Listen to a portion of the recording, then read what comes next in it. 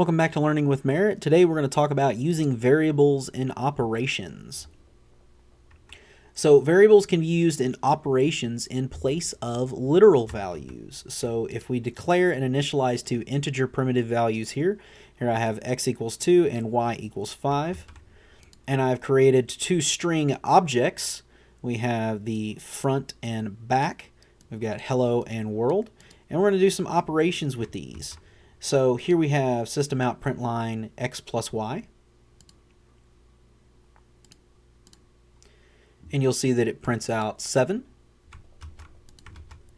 Here we have x times y, x minus y, x divided by y, x modulo y. We'll talk about what modulo is a little more later, but basically you can think of, if you remember back to grade school, this would be remainder. And then we have system out print line front plus back. So we're going to look at all of these and how they used real quickly, what values we get. So x plus y, we get 7, 5 and 2, that makes sense. X times y here, we get 10, that makes sense, 2 and 5.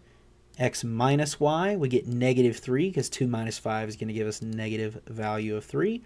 And then x divided by y, something interesting, we get 0. So we get 2 divided by 5. And we know that 2 divided by 5 would actually give us a value of 0.4. But because these are two integers, this does integer division, and it truncates. And so we get 0, meaning it cuts off everything after the float. So 0 point, the point would be cut off and everything after it. So the 0.4 is no longer there. And then we have x modulo y, which is 2. So 2 divided by 5 is 0 with a remainder of 2. So we get 2 there.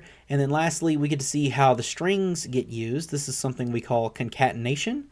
So if we add front to back, it concatenates or joins the two strings together, and we get hello world. So these are our basic operators that we can use. And of course, variables instead of the literal values. Ultimately, the literal values do end up getting used, but the variables take their place.